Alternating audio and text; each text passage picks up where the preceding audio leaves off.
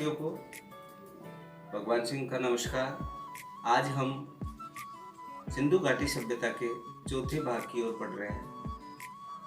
तो मेरा मानना है कि आपने भाग 1, भाग 2 और भाग 3 को अच्छे से पढ़ा होगा, क्योंकि एक भाग, दूसरा भाग, तीसरा भाग जब तक हम समझते हुए आगे नहीं बढ़ेंगे, जब तक आगे का कंसेप्ट हमारे समझ नहीं आएगा।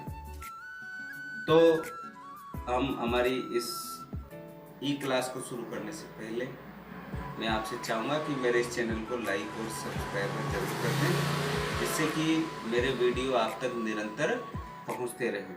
ऐसी आशा और अपेक्षा के साथ आज का वीडियो शुरू करते हैं। अगला भाग जो कि आज का है, हम सैंधव सभ्यता के बनावली जो कि हरियाणा हिसार में है। हमारा राजस्थान का जो पड़ोसी राज्य हरियाणा के हिसार ज़िले में बनावली एक स्थल है। वहाँ पर सैंधव सभ्यता का जो ये एक नगर है, ये नगर हमें प्राप्त हुआ है। अब इसकी खोज की बात कर रहे हैं हम। इसकी खोज R.S. विस्ट द्वारा, किसके द्वारा? R.S. विस्ट के द्वारा सन 1973-74 के बीच में की गई। और आपको सन अगर याद नहीं है तो ये खोजकर्ता के नाम आपको निश्चित तौर पर याद होने चाहिए, क्योंकि परीक्षा में पूछा जाता है कि ये किसके द्वारा इसकी खोज की गई। यहाँ जो मुख्य विशेषताएं प्राप्त हुई उत्खननकर्ताओं को, वो ये थी कि जो ये यहाँ से संस्कृति के 3 स्तर, प्राक सैंधव, विकसित सैंधव और उत्तर सैंधव प्रकाश में आए। यानी सैंधव सभ्यता के तीनों कालखंड, यानी प्राचीन, मध्य और आधुनिक, तीनों कालखंड वहाँ से देखने को मिले उत्खननकर्ताओं को। और जिस प्रकार कालीबंगा में भी 2 संस्कृतियाँ दिखी, उसी की तरह यहाँ पर 3 स्तर पर ये संस्कृति को देखा गया। इसके बाद में आगे है, यहाँ से सड़क पर पहियों के निशान मिले हैं। सड़क पर पहियों के निशान मिले हैं, पहिया नहीं मिला, ये ध्यान रखना। क्या मिला? सड़कों पर पहियों के निशान जो बनावली स्थल है वहाँ से प्राप्त हुए हैं। यहाँ दुर्ग तथा निचला नगर अलग अलग न होकर एक ही प्राचीर युक्त घेरे में था। इससे क्या लगा? इससे हमने ये प्राप्त किया कि जो यहाँ का जो नगर और जो यहाँ का जो दुर्ग था वो एक ही, जैसे हम कहे कि नगर और दुर्ग दोनों जब परकोटे के अंदर एक ही जगह थे, जैसे इस प्रकार हम दुर्ग मान लें और नगर के लोग यहाँ पर बसे हुए नीचे और इसका परकोटा एक ही था। ऐसा नहीं था कि नगर का परकोटा अलग हो और दुर्ग का परकोटा अलग हो, परंतु सुरक्षा की दृष्टि से ये जो दुर्ग था इस पर भी परकोटा और बना हुआ था। तो इस तरह के अवशेष हमको बनावली से प्राप्त हुए। एक मकान में हमको एक धावण पात्र यानी वाश बेसिन, जैसे आज भी हम रसोई घरों में वाश बेसिन का प्रयोग करते हैं, वो मिला। एक मकान में सोना, लार्ज वर्द, ये एक पत्थर है जो कि इसका रंग नीला होता है, जिसको हम मणि के रूप से भी समझते हैं, ये वहाँ पर प्राप्त हुआ। अन्य वस्तुएं भी वहाँ पर जो प्राप्त हुई वो एक तो है मिट्टी का बना हल। ये बहुत महत्वपूर्ण है, कई बार पूछ लिया गया है कि मिट्टी का बना हुआ हल कहाँ से प्राप्त हुआ, तो आप बताओगे बनावली से प्राप्त हुआ। लघु नारी मूर्तियाँ, यानी छोटी छोटी नारियों की मूर्तियाँ भी उत्खनन से प्राप्त हुई है। इसके साथ ही जौ के दाने भी बनावली से प्राप्त हुए हैं। इस तरह का कंसेप्ट हमारे जो उत्खनन करता थे, इन्होंने बनावली के लिए इन्होंने दिया। कई पुस्तकों में बनावली के बारे में और भी कई बातें लिखी हुई है, जैसे कच्ची ईंटों के चबूतरे, सड़कों और मोरियों के अवरोध। ये सारे के सारे इस जो हमारी जो सैंधव संस्कृति थी, सैंधव संस्कृति की इस नगर से प्राप्त हुए हैं। अगला जो स्थल है सुतकानगेनडोर है, जो कि हमें पता है, हमने जब इस सभ्यता को जब शुरू ही किया था तो जो इसका पश्चिमी भाग था उसके बारे में हमने आपको बताया था कि ये पाकिस्तान के मकरान समुद्र तट, ये मकरान है, मकरान समुद्र तट से करीब 56 किलोमीटर दूर एक नदी है। नदी का नाम है दास्क नदी। ये दास्क नदी के पूर्वी तट पर स्थित है। पूर्वी तट पर कौन स्थित है? सुतकान गेंडोर, जो कि इस सभ्यता का पश्चिमतम नगर था। इसकी खोज सन 1927 ईस्वी में स्टाइन के द्वारा की गई और सन 1962 में वेल्स ने इसका सर्वेक्षण करवाया। यानी खोज तो 1927 में ही हो चुकी थी और इसका जो सर्वेक्षण का जो कार्य है ये वेल्स के द्वारा करवाया गया और वेल्स ने भी अपने रिसर्च इस स्थान के बारे में रिसर्च में बताया। यहाँ दुर्ग प्राकृतिक चट्टान पर स्थित था। यानी इस सभ्यता का ये एकमात्र स्थल ऐसा था। और भी कई जगह हमने दुर्गों का उल्लेख पढ़ा। अभी हमने बनावली पर भी हमने बात की है। बनावली पर भी हमने कि दुर्ग और जो वहाँ की बस्ती थी वो एक ही प्राचीर युक्त घेरे में थी। यहाँ का जो दुर्ग था उस दुर्ग की विशेषता मुख्य क्या थी? वो मुख्य ये थी कि यहाँ दुर्ग प्राकृतिक चट्टान पर स्थित था।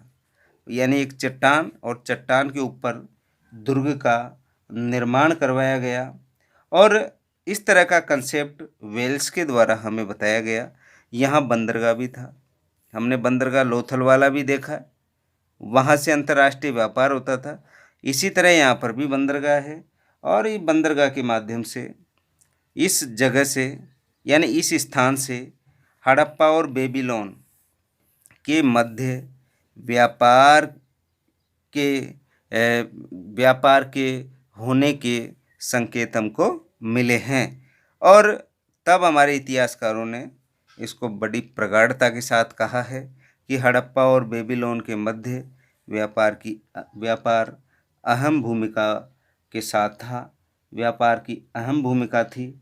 इस तरह की बात हमने सुतकान गेंडोर, जो कि मकरान पाकिस्तान में स्थित था, दास्क नदी के किनारे पर, इस सभ्यता के बाद में आगे बढ़ते हैं। अब अगला जो स्थल आता है वो आता सुरकोटड़ा। इसकी खोज जगपति जोशी के द्वारा, ये उत्खनन करता थे, इनके द्वारा की गई और जो इसकी जो सन है वो सन 1964 ईस्वी में। सन 1964 ईस्वी में जगपति जोशी के द्वारा सुरकोटड़ा जो स्थल था इसकी खोज की गई। ये कहाँ पर है? ये गुजरात के कच्छ ज़िले में है। और यहाँ से क्या क्या हमने प्राप्त किया? चूँकि ये गुजरात तट पे है और गुजरात हम नक्शे में पहले बात कर चुके, ये पूरा का पूरा गुजरात है और ये ऊपर का जो भाग है कच्छ वाला भाग है।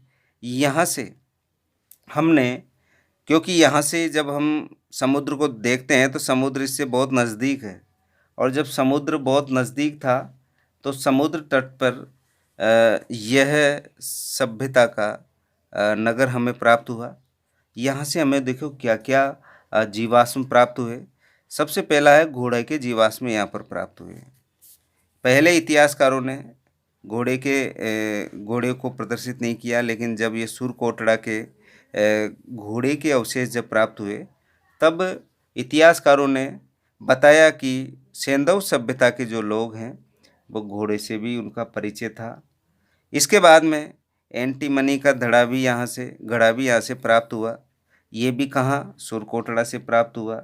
और जो ये नगर था, ऐसा माना जाता है कि इस नगर में भूकंप या कोई आपदा आई हो, जिसके कारण क्या क्या आई हो? एक तो भूकंप या कोई आपदा हो अन्य, जिसके कारण इसको बताया गया कि ये नगर का विनाश हुआ। इस तरह का कंसेप्ट सुरकोटड़ा का है। इसके बाद में आगे है हमारा रंगपुर। ये रंगपुर भी गुजरात राज्य में ही है और गुजरात राज्य के काठियावाड़ प्रायद्वीप पर जब ये स्थल खोजा गया रंगपुर, तो देखिए इसके जो खोजकर्ता थे वो थे रंगनाथ राव। इसको जो खोजा वो रंगनाथ राव ने खोजा। और कब खोजा? सन 1953-54 में खोजा। और इन्होंने बताया कि यहाँ प्राग हड़प्पा, हड़प्पा और उत्तर हड़प्पा संस्कृति के साक्ष्य यहाँ पर मिले हैं। जैसे अभी हमने बात की थी वही स्थिति यहाँ पर है कि हड़प्पा का प्रारंभिक, मध्य और बाद की संस्कृति के सारे साक्ष्य यहाँ से प्राप्त हुए हैं। मृत भांडों पर आकृतियाँ। अब जो ये मृत भांड थे, यहाँ पर क्या है कि उस पर पहले छोटे बिंदु, फिर बड़े बिंदु, फिर समांतर रेखाओं के रूप में, फिर फूलों के, पुष्पीय फूलों के चित्र, फिर वर्ग के चित्र, फिर वक्र के चित्र। इस प्रकार के चित्र किस पर बने हुए पाए गए हैं? मृत भांडों पर। ये विशेष स्थिति इसकी बताता है। रंगपुर से जो उत्खनन के रूप में जो हमें वस्तुएं प्राप्त हुई, वहाँ ये से हमने स्थिति को पाया मृत भांडों की को।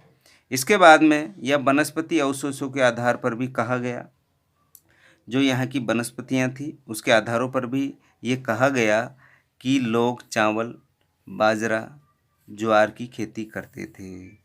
यानी खेती जो इनका तो मुख्य कहते हैं ना, मुख्य कार्य था यहाँ सिंधु सभ्यता के लोगों का। और खेती में भी इस जगह से जो अवशेष मिले हैं रंगपुर से, वो चावल, बाजरा, ज्वार की खेती के मिले हैं। अब इसके बाद में जो उत्खनन स्थल है, वो उत्खनन स्थल जो है वो भी महत्वपूर्ण है। हमने उसको बिल्कुल शॉर्ट तरीके से लिया है। जैसे आम्री एक स्थल जो कि मैंने आपको मैप में भी बताया है, वहाँ से 12 सिंगों के साक्ष्य मिले हैं। और भी कई बातें यहाँ से प्राप्त हुई है। और जो इसके उत्खननकर्ता थे, इसके उत्खननकर्ता जिन्होंने इसको खोजा, वो एन जी मजूमदार एवं केसर, ये केसल भी लिखती है कई किताबें। मजूमदार ने तो इसको सन 1929 में खोजा। और जो केसल ने इसका उत्खनन कार्य कराया वो सन 1957-58 में करवाया गया। तो इसको ज़्यादा विशेष देखने से हमको ये पता लगा, इन्होंने जब उत्खनन करवाया, उत्खननकर्ता केसल ने, तो यहाँ पर 12 सिंगों के साक्ष्य मिले हैं। परीक्षा में पूछा गया प्रश्न है। इसके बाद में अब आता है रोपड़। और रोपड़ को पढ़ते हैं। रोपड़ जो स्थान है वो पंजाब राज्य में है। और पंजाब जो प्रांत कहो, राज्य कहो, पंजाब से होकर ही सतलज नदी निकलती है। तो हम ये कहेंगे कि जो ये रोपड़ नामक जो स्थल खोजा गया वो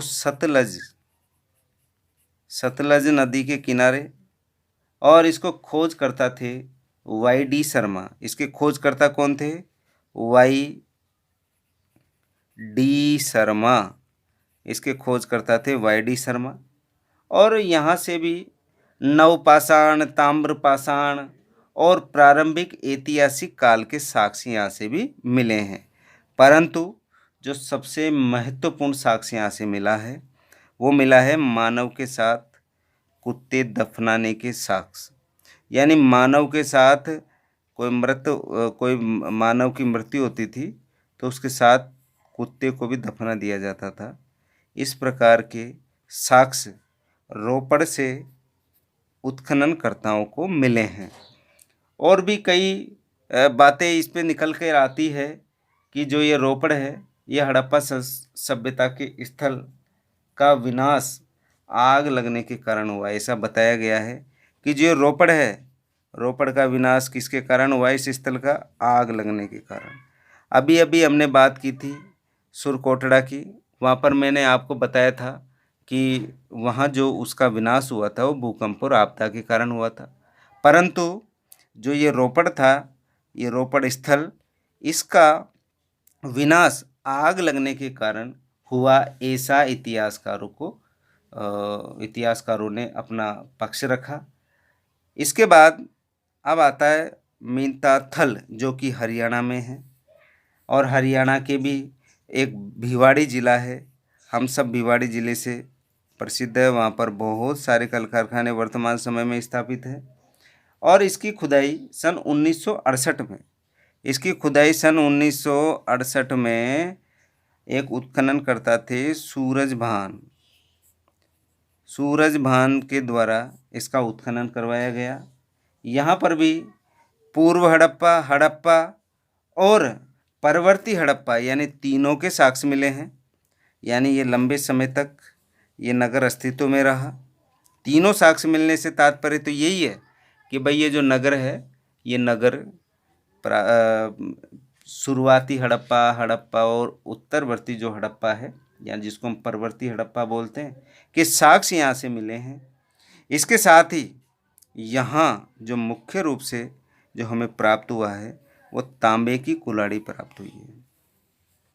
ये प्रश्न पूछा गया है कि तांबे की कुल्हाड़ी निम्न में से किस सैंधव सभ्यता के स्थल से प्राप्त हुई है?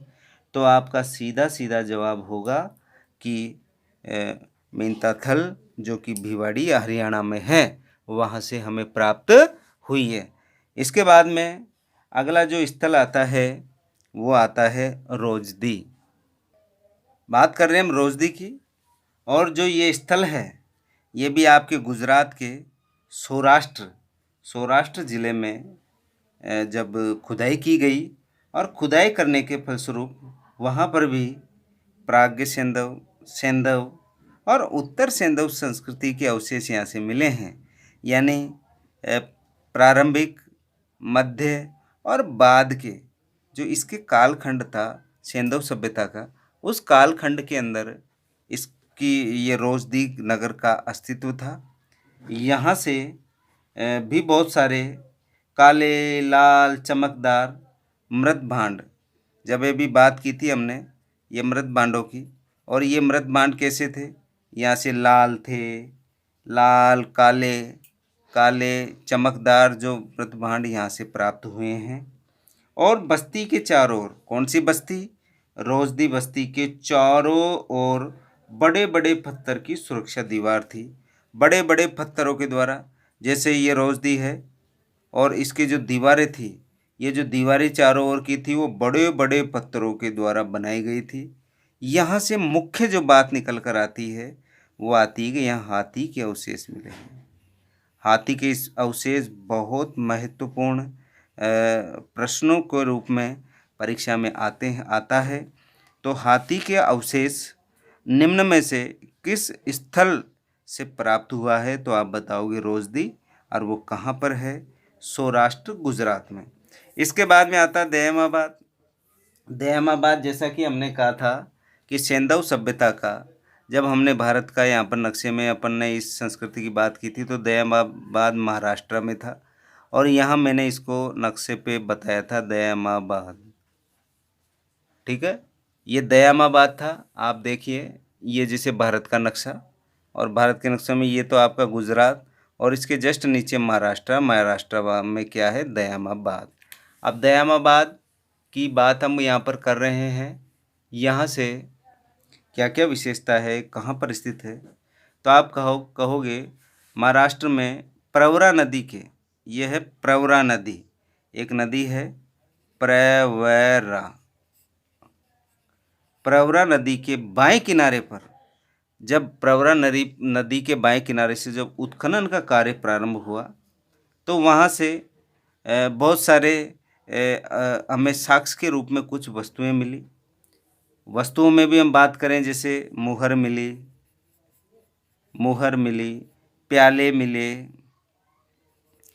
प्याले मिले, इसके अलावा तस्तरियाँ मिली। ये सब कहाँ से प्राप्त हुई हमको? ये दयामाबाद जो कि महाराष्ट्र में, वहाँ से हमें प्राप्त हुई। और जब एक गर्त, यानी बहुत बड़ा एक गर्त था, श्रृंगोर गर्त, जिस प्रकार आप विज्ञान में बात करते हैं, ये तो होता है गर्त, खड्डा, और ये होता है श्रृंग, उभरा हुआ भाग। तो ये एक गड्ढे में से इन्होंने जब खोजा तो वहाँ से क्या प्राप्त हुआ, वहाँ से एक युवा पुरुष का शव, युवा पुरुष के शव वहाँ पर पाया गया। हालांकि शव तो नहीं, वो हड्डियों कंकाल के रूप में हमको प्राप्त हुआ, लेकिन जब हमारे इतिहासकारों ने शिक्षाविदों ने जब उसकी जानकारी ली, उसको जांचा, तो वह एक युवा पुरुष का शव निकला। और इस शव के से भी प्रश्न पूछे गए हैं, आप इसको बिल्कुल अच्छे से इसको पढ़ना है। और एक और विशेष बात है यहाँ की कि जो ये स्थल है, इस स्थल में देखा आपने, जैसे सुरकोटला के बारे में हमने पढ़ा था कि वहाँ कब्रों में पत्थर लगाए जाते हैं, इसी तरह यहाँ के लोग भी पत्थरों का ही उपयोग करते थे। इसके अलावा अब आपका आता है माडा, जो कि आपने भारत के नक्शे में मैंने आपको बताया था, ऊपर ही ऊपर आपका जो राज्य है जम्मू एंड कश्मीर, ऊपर ही ऊपर वाला, और वहाँ पर मैंने माडा के बारे में आपको बताया था कि ये माडा जो अपना जो ये पूर्व भाग और पश्चिम उत्तर में जो लास्ट वाला जो स्थल था इस सभ्यता का, वो था माडा। और इस माडा को हम यहाँ से पढ़ रहे हैं। ये माडा जो स्थल है, ये जम्मू कश्मीर से यानी जम्मू जो राज्य है जम्मू कश्मीर, तो जम्मू से 28 किलोमीटर दूर चिनाब नदी के तट पर, वहाँ पर बहुत सारी नदियाँ, चिनाब है, झेलम है, बहुत सारी नदियाँ वहाँ से गुजर रही है। तो चिनाब नदी के तट पर हमने इस हड़प्पा संस्कृति का उत्तरी स्थल खोजा। और उत्तरी स्थल खोजने के बाद में वहाँ हमें क्या क्या प्राप्त हुआ, वो सबसे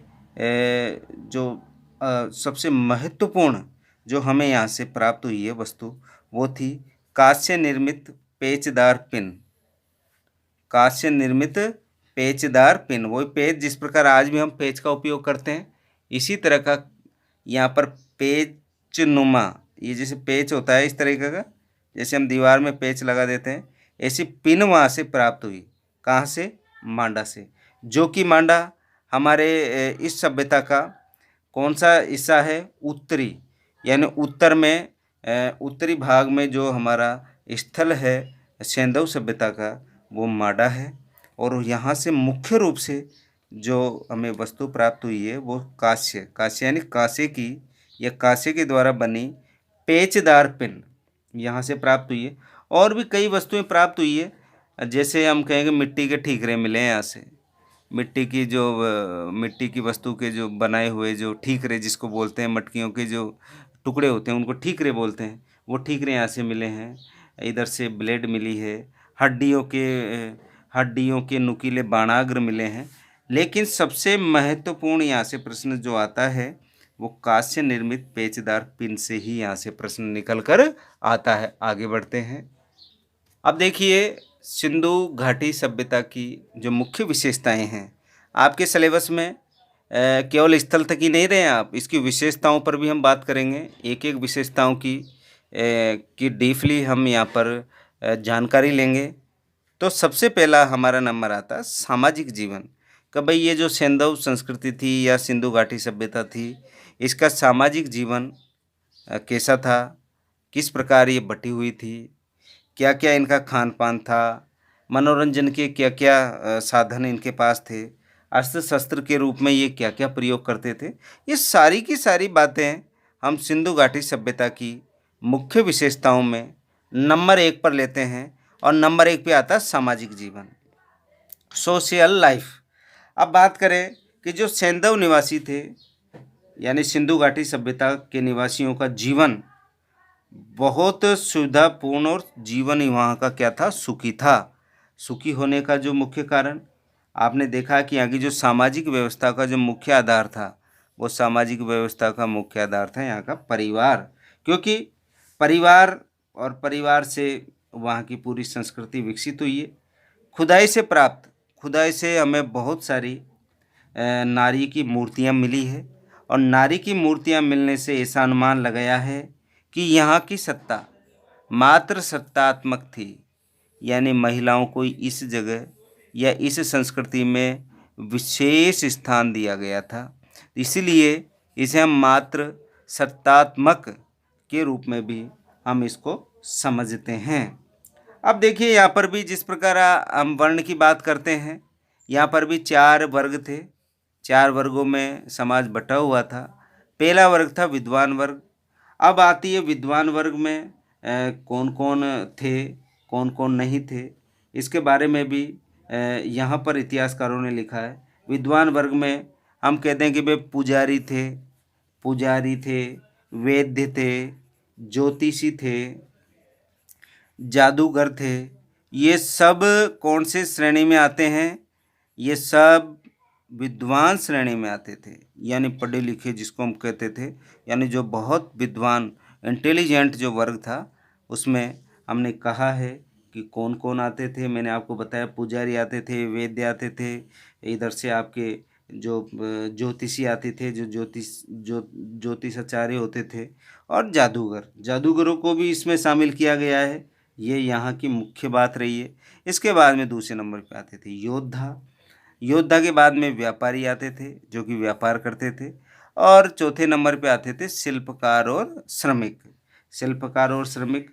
अब देखिए समाज में हमने कहा कि भाई जो सबसे इंटेलिजेंट या सबसे विद्वान वर्ग में हमने 4 नाम लिखे हैं, जिसमें पुरोहित भी था, इधर से वैद्य भी, ज्योतिषी भी और जादूगर भी थे।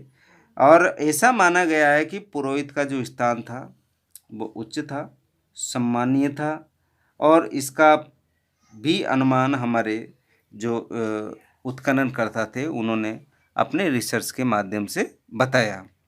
अब ये तो हो गई वर्ग वाली बात।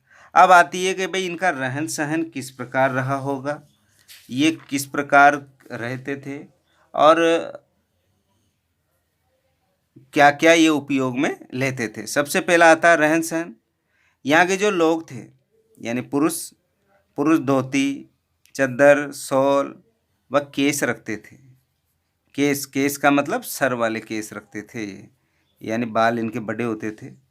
और आपने महिलाओं के बारे में भी अभी उत्खनन में बहुत सारी वस्तुएं निकली है। श्रृंगार प्रसाधन के रूप में बहुत सारी वस्तुओं का उपयोग किया गया है। इसका अर्थ ये हुआ कि महिलाएं यहाँ पर श्रृंगार प्रसाधनों का भरपूर उपयोग करती थी। और वर्तमान समय में आप देखते हैं कि महिलाएं सिंदूर अपने मांग में भरती है। तो ये सिंदूर में मांग भरने का जो कंसेप्ट है, ये कंसेप्ट हमें हड़प्पा, जिसे हम सिंधु घाटी सभ्यता या सेंधव सभ्यता कहते हैं, वहाँ से प्राप्त हुआ है। खान पान की बात करें तो खान पान की हम बात करते हैं तो यहाँ से जो लोग थे सेंधव सभ्यता के, शाकाहारी और मांसाहारी दोनों ही प्रकार के थे। यानी खान पान इनका शाकाहारी भी था और मांसाहारी भी था। दोनों प्रकार के यहाँ के लोग थे जो शाकाहारी और मांसाहारी थे। और देखो किस किस का उपयोग करते थे गेहूँ का खाने में, जौ का, चावल का, सूखे फलों में किसका करते थे प्रयोग, खजूर का प्रयोग करते थे। इनका प्रमुख भोजन मांस। देखो मैंने कहा आपसे कि दोनों प्रकार के लोग थे, शाकाहारी और मांसाहारी। जो मांसाहारी लोग थे उनका जो प्रमुख था वो मांस में किस किस का उपयोग करते थे, मुर्गी और भेड़ का। यानी मांस किसका खाया जाता था, मुर्गी और भेड़ का। तथा दूध, दही और घी का भी ये उपयोग करते थे। अब आता है कि आमोद प्रमोद के रूप में ये किसका उपयोग करते थे, उसके बारे में भी हमें बिल्कुल जानकारी होना चाहिए। तो यहाँ पर जो मनोरंजन का जो मुख्य जो साधन था वो आपने देखा, नर्तकी का आपको चित्र वहाँ पर खुदाई से प्राप्त हुआ है। तो आप वहाँ पर कह सकते हैं कि यहाँ पर नाच गाने का विशेष महत्व रहा है। नाच गाने देखना और पशु पक्षियों को लड़ाना, ये यहाँ की आमोद प्रमोद के साधन थे, जिसे हम मनोरंजन के साधनों के रूप में भी कह सकते हैं। चौपड़ और जुआ खेलना, चौपड़ का कार्य जिसे आज भी हम खेलते हैं चंगा वगैरह, इसी तरह वहाँ पर चौपड़ खेला जाता था और जुआ भी खेला जाता था। जुआ खेलने के भी साक्ष्य वहाँ से मिले हैं। अब अस्त्र शस्त्रों की बात करें तो युद्ध और शिकार में तीर, धनुष, भाला, कटार, गदा और तलवार, इन सब का प्रयोग यहाँ के लोग करते थे। अस्त्र शस्त्र सामान्यतः तांबा और कांसे के बने होते थे। लोहे का उपयोग यहाँ से इतिहासकारों ने नहीं बताया, मुख्यतः इसका उपयोग तांबा और कांसे के उसी का बताया है, धातु का। और यहाँ के लोग शांति प्रिय लोग थे। आपने देखा इन्होंने आमोद प्रमोद और इनके लिए और केश विन्यास और सजने संवरने खान पान के रूप में इन्होंने अच्छा ध्यान दिया, लेकिन ये लोग शांति प्रिय होने के कारण इन्होंने जो युद्ध सामग्री को ज़्यादा नहीं बढ़ाया। इसके बाद में इनका आता आर्थिक जीवन। अब आर्थिक जीवन की बात करें तो जिस प्रकार हम किसी भी देश के आर्थिक जीवन की बात करें तो सबसे पहले उसका मुख्य जो उद्यम यानी जो उसका मुख्य कार्य उसकी बात करेंगे। तो यहाँ पर भी सबसे पहला हम लेते हैं आर्थिक जीवन में कृषि और पशुपालन। यहाँ का जो मुख्य उद्यम यानी उद्यम का मतलब मुख्य कार्य या मुख्य उद्योग जो था वो कृषि कर्म था। यहाँ के लोग कृषि प्रधान थे, कृषि का कार्य करते थे। अब आप कहोगे कृषि से तात्पर्य, क्योंकि जब हमने इस सभ्यता के जब चारों भाग चारों कॉर्नरों को जब हमने समझा और उसके बीच का जब भाग आप देखोगे तो वो भाग बहुत सारी नदियों से घिरा हुआ भाग है, जैसे घग्गर है, सतलज है, सिंधु नदियाँ हैं। तो इन नदियों इधर से आप यहाँ चले जाएं गुजरात वाले भाग में, वहाँ भी बहुत सारी नदियाँ हैं। और नदियाँ क्या करती है, नदियाँ अच्छी मिट्टी बहाकर प्रतिवर्ष लाती है, जिसे हम उर्वरा मिट्टी भी कहते हैं। और उस मिट्टी के कारण यहाँ पर बहुत अच्छी फसलों का उत्पादन हुआ। और फसलों में हमने बात की थी कि भाई आप गेहूँ है जो है इनका यहाँ पर बोई जाती थी। और बाजरे की किस्म यानी बाजरा भी यहाँ पर बोया जाता था। और बाजरे की जब हम किस्म की बात करेंगे तो हम कहेंगे कि सर सावा, कोदा, रांगी और ज्वार, ये चारों बाजरे की किस्म है। कई बार इस ज्वार को नहीं पूछ के इन तीनों को पूछ लेता है वो, सावा, कोदा, रागी निम्न में से क्या है, तो वहाँ आ जाएगा बाजरे की किस्म, गेहूं की किस्म, चावल की किस्म। ऐसा प्रश्न पूछा गया है पहले। यहाँ से हमें मटर के भी अवशेष मिले हैं। मैंने जब हड़प्पा पढ़ाया था तो हड़प्पा नामक स्थल से भी मटर के अवशेष मिले हैं। मटर के साथ ही यहाँ पर तिल की खेती भी की जाती थी। अब तिल की खेती होती थी और तिल की खेती के साथ आपने पढ़ा है, मैंने आपको बताया था कि कपास के भी अवशेष मिले हैं। और जब कपास है तो कपास से सूती वस्त्र उद्योग तक भी हमने बात की थी वहाँ पर। तो इस तरीके से यहाँ पर कपास जो कि सिंधु वहाँ पर बोया जाता था सिंध में। और सिंधु शब्द का प्रयोग कपास के लिए ही किया गया है। अब आप कहोगे सर सिंधु शब्द का प्रयोग कपास के लिए कैसे, तो वो ऐसे कि ऐतिहासिक काल में मेसोपोटामिया में कपास के लिए किस शब्द का प्रयोग करते थे, सिंध का या सिंधु का प्रयोग करते थे। और यूनानियों ने इसे सिंडन कहा, SINDAN। यूनानियों ने क्या कहा, इसे सिंडन कहा। किसे, सिंधु को। और सिंधु को क्या समझा हमने, कपास। तो यूनानियों ने इसको सिंडन कहा, जो सिंधु का ही यूनानी रूपांतर है। तो इस तरीके से कपास भी यहाँ से पैदा हुई है। और फलों में केला है, नारियल है, खजूर है, अनार है, नींबू है, तरबूज, ये सारे के सारे यहाँ से उत्पादन होता था। सिंचाई में बांध और नहरों का प्रयोग किया जाता था और नदी के पानी का उपयोग किया जाता था। नदी के पानी को रोककर बांध बनाया जाता था। और आगे आती है कि भाई कृषि और पशुपालन में मुख्य रूप से, जैसे आपने कहा कि हमने कृषि की, हमें वस्तु को किसी को दूसरे को देना है, तो मुद्रा का तो वहाँ पर चलन था नहीं।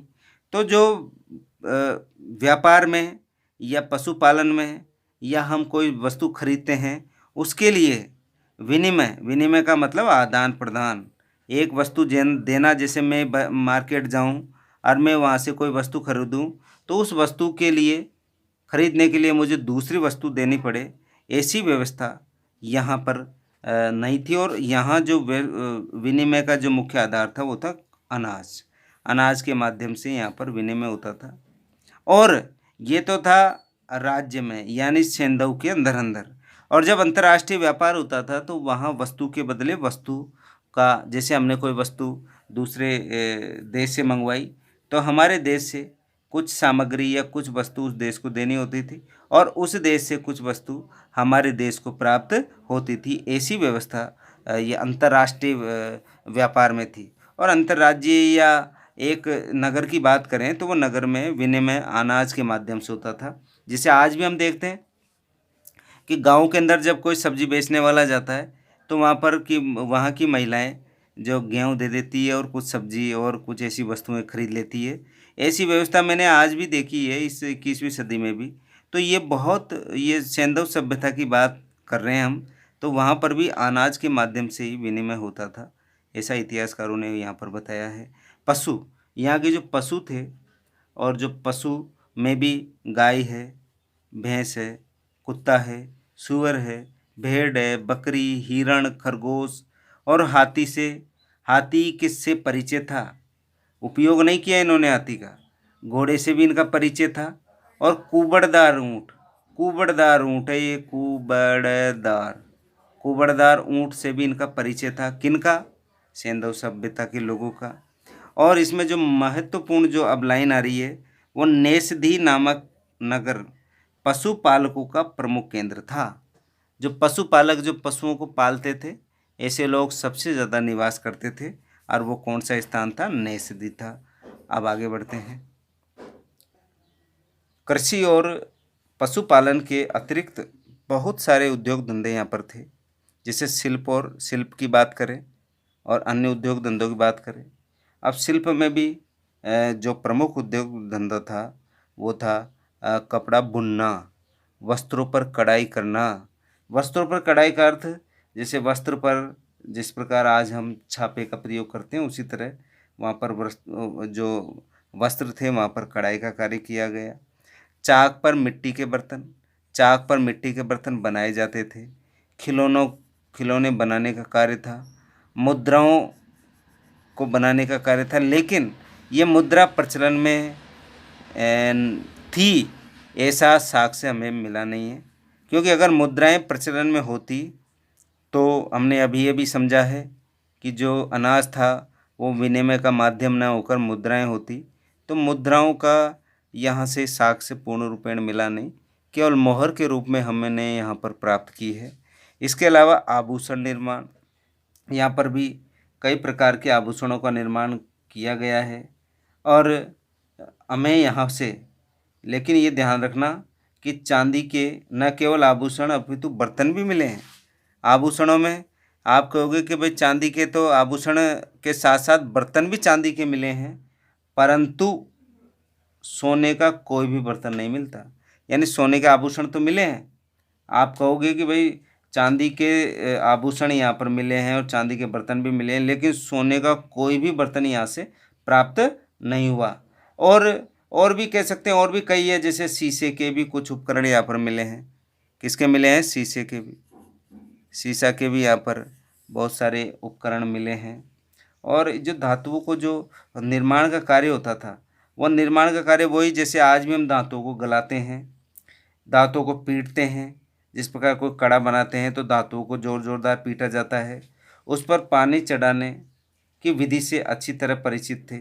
जैसे आज भी हम पानी चढ़ाते हैं, जैसे हमारे जो स्वर्ण का या जो धातु का कार्य करते हैं वो ये कार्य करते हैं। कृषि उपकरणों का भी निर्माण यहाँ पर हुआ है। कृषि उपकरणों में भी यहाँ पर बहुत सारी वस्तुओं का यहाँ पर निर्माण हुआ है। इसके अलावा अस्त्र शस्त्र, बर्तन कढ़ाई का भी यहाँ पर कार्य होता था उद्योगों के रूप में। ईंट उद्योग भी यहाँ पर विकसित था। आपको पता है कच्ची पक्की ईंटों के बार बार नाम आ रहा है, तो ईंट के उद्योग भी यहाँ पर प्रगति पर थे। मनका उद्योग, मनके के भी कई बार हमको बात हुई, और सीप उद्योग का भी यहाँ पर काफ़ी देखने को मिला है। तो इस तरीके से यहाँ के जो उद्योग था वो काफ़ी विकसित था। इसके बाद में आता है व्यापार एवं वाणिज्य।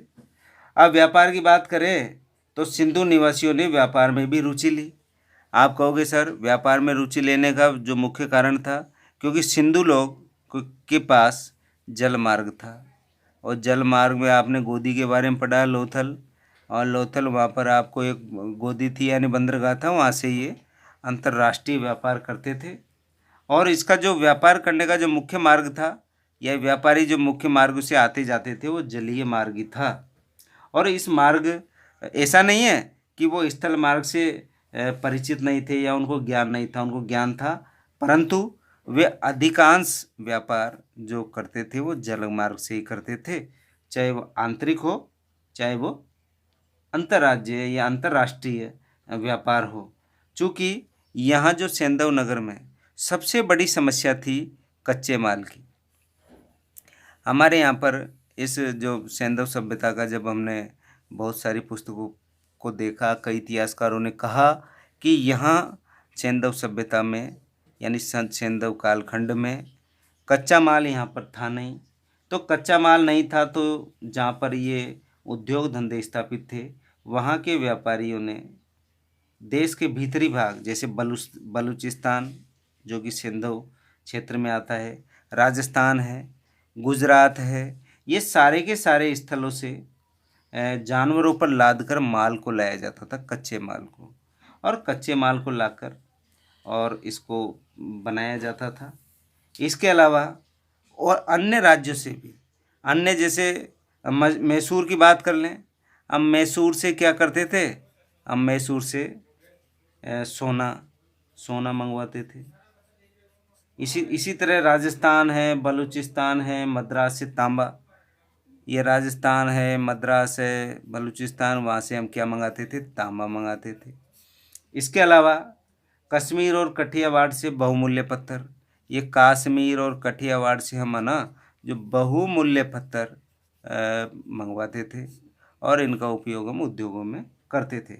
इसके अतिरिक्त भी हम अंतर्राष्ट्रीय स्तर की बात करें तो जैसे आपका अफ़गानिस्तान है, मेसोपोटामिया जो संस्कृति की हमने बात की है, ईरान आदि से भी हम कच्चा माल वहाँ से क्या करते थे, प्राप्त करते थे, उद्योगों तक लाते थे और उद्योग उनका उपयोग करके और हमें पक्का माल देता था।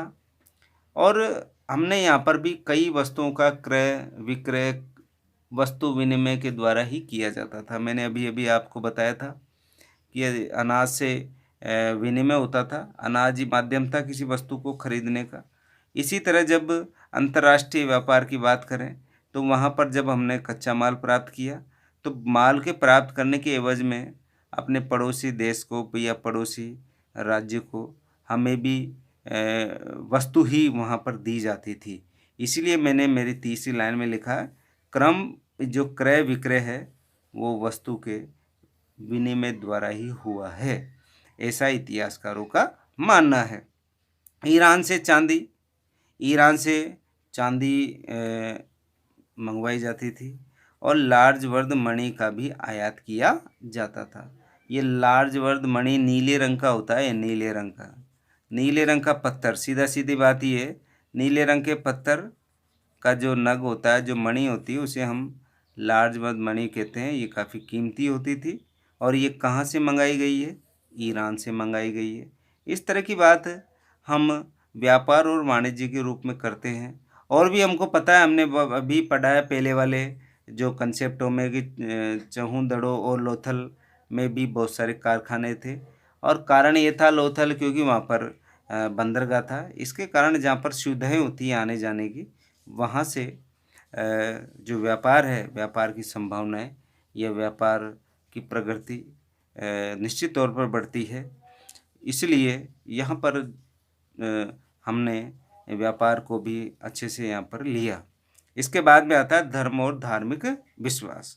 अब धर्म की बात करें तो धर्म की बात करने पर हम पाते हैं कि जब हमने सेंधव नगरों की जब खुदाई की यानी उत्खनन कराया, तो उत्खनन कराने से यहाँ पर किसी भी मंदिर, समाधि या आदि के अवशेष नहीं मिले हैं। इस सभ्यता में न तो कोई मंदिर मिला और मंदिर के साथ साथ समाधि आदि के अवशेष नहीं मिले हैं। केवल कालीबंगन में खुदाई में एक घर में यज्ञ वेदी के अवशेष मिले हैं, जो कि हमने बात की थी यज्ञ वेदी की, वहाँ से अवशेष मिले हैं। सेंधव निवासियों के धर्म के ज्ञान के लिए हमें मुख्य रूप से हमने धर्म के ज्ञान के लिए मुख्य रूप से हमने किस किस का सहारा लिया? हमारे इतिहासकारों ने मुद्राओं का लिया, और जो पाषाण जो मूर्तियाँ मिली है वहाँ से इसका उपयोग किया है। और जब मूर्तियों के रूप में हम देखते हैं तो वहाँ पर पाशुपति शिव और मातृ देवी से हम उन मूर्तियों को जोड़ते हैं। जैसे आप कहोगे पाशुपति शिव की हमें मूर्ति के रूप में हमें वहाँ से प्राप्त हुई, एक व्यक्ति की जो मूर्ति हमें प्राप्त हुई, और मातृ देवी की भी वहाँ से मूर्ति के रूप में हमने इसको दो द्विदेवता मूलक का मतलब पाशुपति शिव और मातृ देवी, इनको हमने वहाँ के देव के रूप में समझा। और लोग वहाँ के थे जो ये मूर्तियों की क्या करते थे? पूजा करते थे, इसलिए इसको मूर्ति पूजक भी कहा। और धर्म में इनको अच्छा विश्वास था, और मूर्तियों की पूजा के साथ साथ ये जो पशु थे उनकी भी पूजा करते थे। जैसे बैल है, गाय है, हाथी है, और की पूजा तो करते थे, लेकिन सांड की पूजा का प्रमुख स्थान था। सांड की पूजा का प्रमुख स्थान होने का कारण था शिव, क्योंकि लोगों का मानना है कि जो सांड था या बैल था वो भगवान भोलेनाथ का